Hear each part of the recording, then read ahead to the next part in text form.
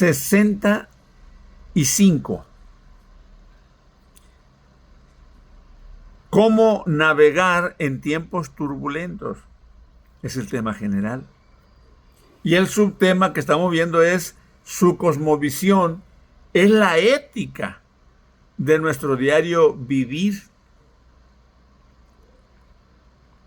En el Salmo 27, del 1 al 5, dice: Jehová es mi luz y mi salvación. ¿De quién temeré? Jehová es la fortaleza de mi vida.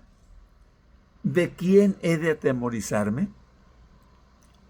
Cuando se juntaron contra mí los malignos, mis angustiadores y mis enemigos para comer mis carnes, ellos tropezaron y cayeron. Aunque un ejército acampe contra mí, no temerá mi corazón. Aunque contra mí se levante guerra, yo estaré confiado. Una cosa he demandado a Jehová, esta buscaré: que esté yo en la casa de Jehová todos los días de mi vida, para contemplar la hermosura de Jehová y para inquirir en su templo. Porque Él me esconderá en su tabernáculo en el día del mal. Me ocultará en lo reservado de su morada. Sobre una roca me pondrá en alto. En la reflexión anterior decíamos que Dios es la norma de la ética. Una norma es una regla que se debe seguir o a la cual se debe ajustar la conducta de los seres humanos. Esa es una norma. Y tenemos como ejemplo los 10 mandamientos que Dios le dio a Moisés en el monte Sinaí. Tenemos el sermón del monte que Jesús lo expresó.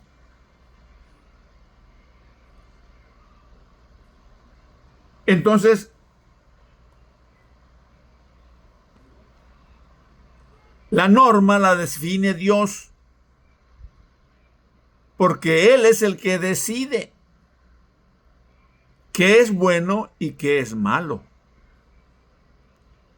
Y cuando Él decide lo que es malo, eso es malo.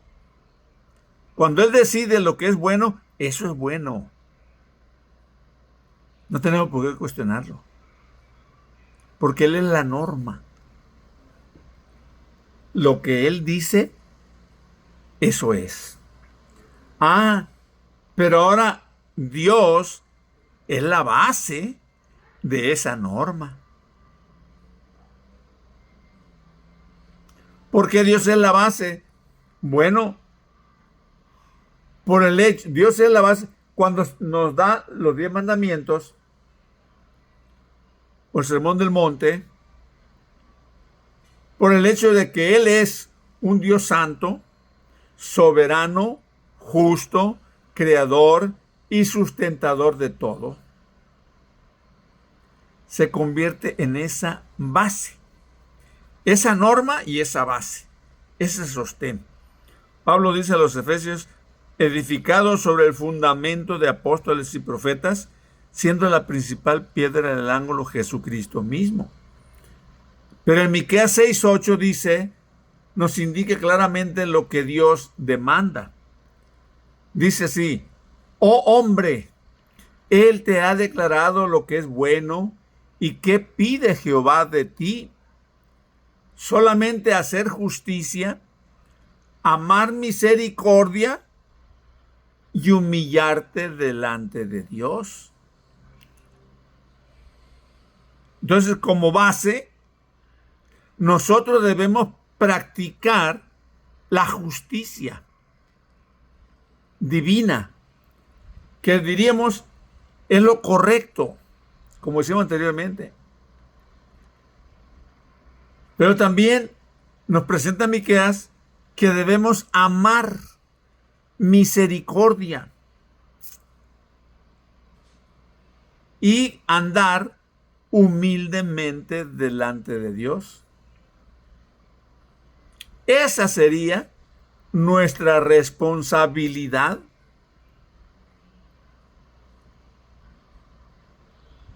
Pero también observemos lo que dice 1 Juan 4:16. Nosotros le amamos a Él porque Él nos amó primero. Amar es un comportamiento ético. Una vez más, nos damos cuenta que la base de la ética es Dios.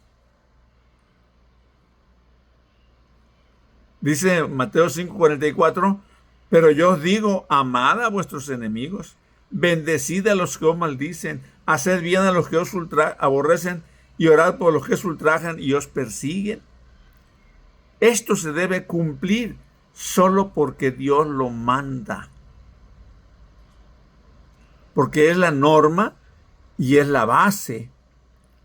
Pero también Dios es el poder para vivir éticamente.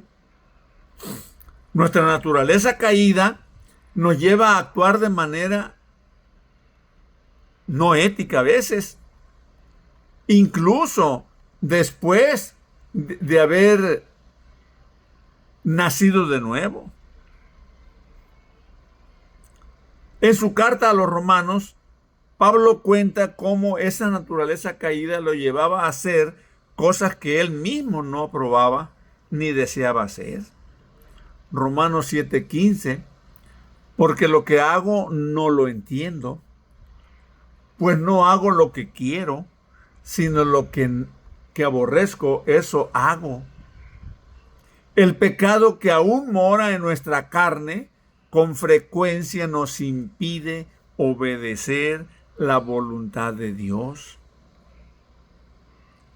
Por eso necesitamos a Dios para poder vivir éticamente. Esa expresión es apoyada por lo que Pablo le dice a la iglesia de Filipos. Porque Dios, en Filipenses 2:13, porque Dios es el que en vosotros produce así el querer como el hacer por su buena voluntad. Entonces, el obrar éticamente depende completamente de Dios, ya que nosotros no tenemos el poder para obedecer a Dios. Podemos decidir vivir, pero no para poder hacerlo.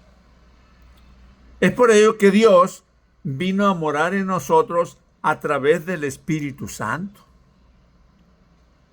a fin de ayudarnos a hacer aquello que nosotros no podíamos hacer por nosotros mismos.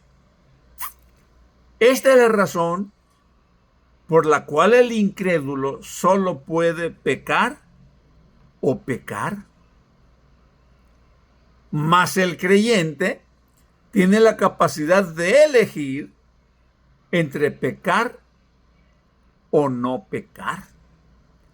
Romanos 6:23 dice, porque la paga del pecado es muerte, mas la dádiva de Dios es vida eterna en Cristo Jesús, Señor nuestro. El Espíritu Santo quien hace la diferencia entre el incrédulo y el creyente, porque es el Espíritu de Dios quien le da la capacidad al creyente. Algo que no tiene la persona que no ha creído en Dios. Hay que entender eso. De ahí lo acertado de que, por cierto, Dios está en el centro de todo comportamiento ético. Él es la norma.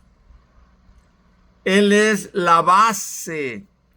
Él es el poder de la ética para poder vivir de esa manera. Que Dios nos bendiga.